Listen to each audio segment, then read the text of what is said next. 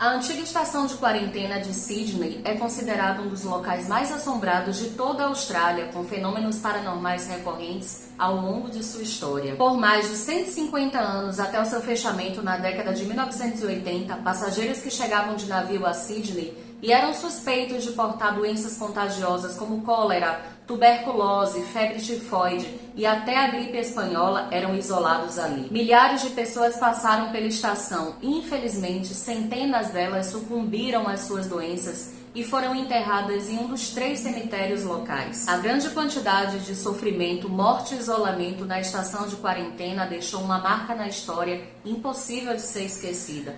E muitos acreditam que os espíritos dos que ali morreram ainda permanecem no local. Vamos conhecer essa história juntos, eu vou chamar a vinheta e nós já começamos.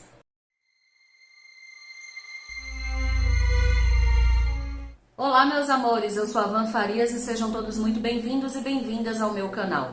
Bom gente, os pedidos são sempre os mesmos, né? Para que vocês se inscrevam no canal, ativem o sininho de notificações para que vocês sejam sempre avisados assim que um vídeo novo for lançado, tá? E deixa aquele like amigo, gente, que isso é muito importante pra mim. Depois, se vocês não curtirem o vídeo, que eu duvido bastante, porque essa história tá, assim, super interessante, vocês deixam o dislike e tá tudo certo, beleza? Aproveita, gente, me segue no Instagram, nesse endereço que tá aparecendo aqui pra vocês, porque por lá eu sempre vou estar postando com muita antecedência o que será lançado aqui no canal.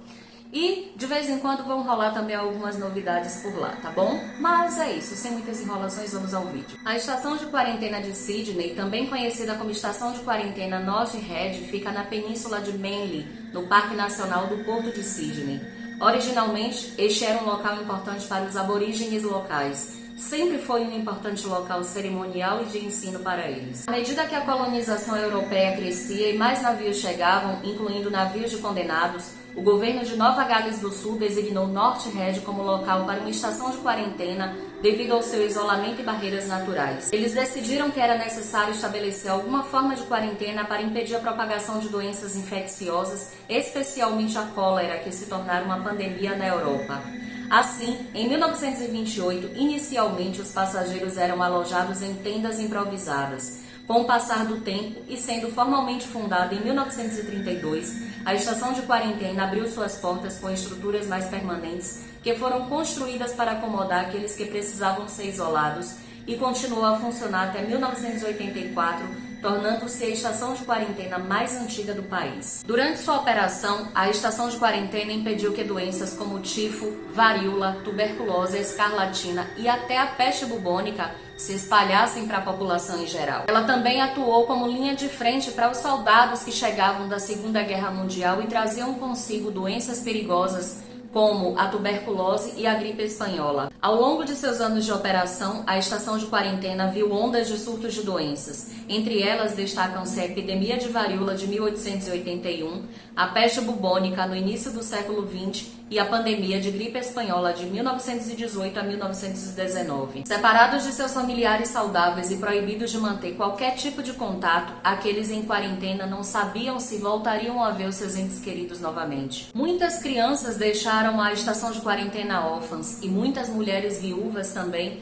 foram deixadas à sua própria sorte sem nenhum meio de subsistência. Todos os navios suspeitos de transportar passageiros doentes eram enviados diretamente para North Head para que eles fossem colocados em quarentena. Após uma média de 40 dias, a maioria era liberada para conviver em sociedade. O primeiro navio colocado em quarentena foi o Bussorah Marchand, que chegou em agosto de 1828, transportando passageiros afetados pela varíola. A vida na estação de quarentena era uma mistura de protocolos médicos rigorosos e condições de vida adversas. Ao chegar, os passageiros eram despidos de suas roupas e pertences pessoais, que eram esterilizados e algumas vezes até queimados. Eles eram então submetidos a exames médicos e colocados em quarentena por um período de 40 dias, que era o tempo estimado necessário pelas autoridades de saúde. Para ajudar na contenção dessas doenças, ao chegarem, as pessoas eram banhadas com ácido carbólico. Uma vez lá dentro, os guardas os espiavam pelos olhos mágicos para verificar se seus cabelos estavam molhados, para provar que estavam completamente submersos nos jatos de água, antes de permitir que eles prosseguissem para a retirada de suas bagagens e seguissem para os dormitórios de primeira, segunda ou terceira classe. Gente, esse chuveiro ácido fazia com que 2 ou 3 dias depois as 2 camadas superiores da pele se desprendessem como uma queimadura de sol. Acreditava-se que qualquer micróbio ou doença abaixo da pele seria eliminado. Houveram casos de esterilização forçada e existem relatos de que aqueles que se recusavam a obedecer muitas vezes eram fuzilados para impedir a fuga. As pessoas infectadas eram separadas dos saudáveis e internadas em enfermarias hospitalares. A estação era dividida em seções com base na classe de viagem. Os passageiros da primeira classe desfrutavam de acomodações mais confortáveis, enquanto os passageiros da terceira classe enfrentavam condições lotadas e menos higiênicas. Haviam grandes refeitórios e salas para fumantes para passageiros de primeira classe, dormitórios decadentes para aqueles com passagens de terceira classe, e os piores quartos eram reservados para os asiáticos. O isolamento e o medo das doenças criavam uma atmosfera de tensão e desespero. As famílias eram frequentemente separadas e a comunicação com o mundo exterior era limitada. Apesar de todos esses desafios, a estação de quarentena também viu momentos de resiliência, pois muitas pessoas que estavam ali internadas formavam laços e muitos esforços foram feitos para tornar toda aquela convivência e aqueles internamentos forçados mais suportáveis. Haviam eventos que eram organizados, serviços religiosos e até escolas para crianças. Porém, a ameaça constante da doença e o medo da morte lançavam uma sombra sobre a vida na estação. A equipe de funcionários incluía médicos, enfermeiros e professores. Havia também o pessoal da administração, preparo de alimentos, jardineiros e policiais. Os internados variavam de imigrantes pobres a passageiros de primeira classe, tripulantes e oficiais de navios de todo o mundo, clandestinos e refugiados. Pessoas de todas as regiões e camadas econômicas foram colocadas em quarentena. Existem 3 cemitérios no local, onde foram contabilizadas 572 lápides. No entanto, Ross, um guia local, acredita que podem ter mais de 4.000 corpos sepultados ali, pois não existem registros dos primeiros anos anteriores a 1881, já que eles foram perdidos ou destruídos. Hoje a estação de quarentena de North Head foi cuidadosamente transformada na Key Station Manly, um hotel 4 estrelas e centro de conferências. Você também pode jantar, se hospedar e até casar ali naquele local. Eles também realizam passeios e investigações paranormais.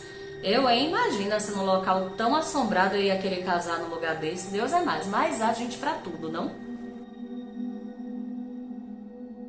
Finalmente chegamos na parte que todos nós mais gostamos, o sobrenatural. Mas vamos lá. Quem poderiam ser os fantasmas mais famosos da estação de quarentena? O prédio mais antigo do local é conhecido como a Casa dos Coveiros. O nome da casa não se deve pelo fato de um coveiro ter morado ali. Na verdade, essa casa servia como alojamento para médicos. E ela ganhou esse nome porque essa casa, esse alojamento é ladeado pelos cemitérios locais. Porém, existe um fato assustador. Muitas pessoas relataram ter visto em diversas ocasiões dentro da casa um homem usando uma capa preta e um chapéu de abas largas, que seria supostamente o uniforme de um coveiro. Ross, o guia local que eu falei anteriormente com vocês, fala que parece que especificamente naquele local paira uma energia mais densa, mais sombria, e essa energia foi captada por diversas vezes por muitos hóspedes, muitas pessoas que passaram ali pelo lugar. Ele acredita que existem 2 entidades lá dentro que não gostam especificamente de mulheres, e essas entidades seriam chamadas de Samuel e Martin. É comum também relatos que uma dessas entidades sempre demonstra o seu descontentamento arranhando pessoas sempre do sexo feminino. A sensação de mãos envolvendo o pescoço, de ser empurrado para baixo a partir do peito e de ser submerso na água foi relatada por inúmeras pessoas. Médiuns espirituais e investigadores paranormais acreditam que uma mulher desconhecida foi atacada e dentro da casa, afogada na banheira. A presença feminina é frequentemente descrita como chorando, agachada no banheiro. Na verdade, gente, algumas pessoas que fizeram esse tour fantasma, ao chegar na casa do coveiro, tiveram reações assim tão fortes, desde crises de pânico, dores inexplicáveis e até perda de consciência, que às vezes esse roteiro, né, a casa do coveiro é deixada de fora do tour. O bloco do chuveiro também teve atividade relatada. Uma figura alta de um homem e uma menina foram vistos. A menina, com cerca de 6 anos de idade, é ouvida reclamando que não quer entrar no chuveiro ácido. Eles não têm registro de ninguém que tenha morrido no bloco de chuveiros. Dizem que o antigo hospital é onde algumas pessoas relataram o encontro com o fantasma da enfermeira-chefe que assombrava a propriedade com frequência e até fazia alguns visitantes vomitarem de medo de sua presença. Uma das pessoas que visitou a estação de quarentena pôde notar arranhões profundos em uma das mesas que estavam ali no hospital. E ela perguntou ao guia Ross o que significava aquilo, e ele falou que muitas pessoas eram pressionadas contra essa mesa, e essas pessoas também eram submetidas a tratamentos dolorosos, e esses arranhões provavelmente eram devido a isso. 2 outras enfermeiras que se acredita terem feito suas presenças serem conhecidas são a enfermeira Elizabeth McGregor e a enfermeira Annie Egan, que perderam suas vidas para a gripe espanhola enquanto cuidavam dos doentes. Elas eram mulheres muito corajosas que sabiam dos riscos que estavam correndo, mas ainda assim arriscaram suas vidas para ajudar aqueles que sofriam desses vírus. A enfermeira Elizabeth McGregor serviu na Primeira Guerra Mundial e foi enterrada com honras militares. Quando a enfermeira Egan retornou, ela se ofereceu para ajudar os soldados que retornavam e que estavam sofrendo da gripe espanhola. Ela mesma pegou a gripe e morreu apenas 6 dias depois. Annie Egan, que era católica, sabendo que estava morrendo, implorou às autoridades que permitissem que um padre administrasse os últimos sacramentos para ela e os outros católicos de lá. O pedido foi recusado pelas autoridades que estavam preocupadas que a visita e a saída do padre pudessem espalhar ainda mais a gripe para a comunidade. Outra pessoa relatou no Facebook que ao visitar o necrotério ele foi tocado na parte de trás de sua perna. Parece algo bobo se não fosse o fato de que não havia ninguém por perto e ele estava de costas para a parede. Outra pessoa deu o seguinte relato assustador. Eu ouvia com interesse a história que o guia contava na ala dos chuveiros até que de repente e do nada comecei a me sentir tonto e terrivelmente enjoado. Meu corpo inteiro estava sobrecarregado. Meus joelhos começaram a ceder e pensei que fosse vomitar. Comecei a cambalear, mas não conseguia falar. Não era uma sensação normal de desmaio, parecia algo estranho e maligno. Não consigo explicar melhor do que isso. Instantaneamente o guia parou de falar e fixou os olhos em mim. Com uma voz calma que sugeria já ter visto aquilo acontecer antes, disse: tem um homem atrás de você. Ele está tentando entrar no seu corpo. Você está bem. Apenas reconheça que ele está aí e ele irá embora. Meus olhos se arregalaram de terror, mas imediatamente, de alguma forma, minha mente obedeceu. É difícil descrever, mas tudo que sei é que meu cérebro petrificado formou as palavras silenciosas. Eu sei que você está aí. E em uma fração de segundos, a tontura e a náusea desapareceram completamente. E foi isso. Outro visitante relatou que durante uma visita, ao passarem pela casa do coveiro, enquanto o guia local, contava a história que pairava ali pelo lugar, repentinamente as portas da casa se fecharam com muita força. E os presentes ali achavam que se tratava de uma pegadinha. Porém, eles puderam notar que o guia ficou extremamente assustado. E quando o guia contatou a segurança, eles foram informados de que não tinha ninguém ali dentro além deles.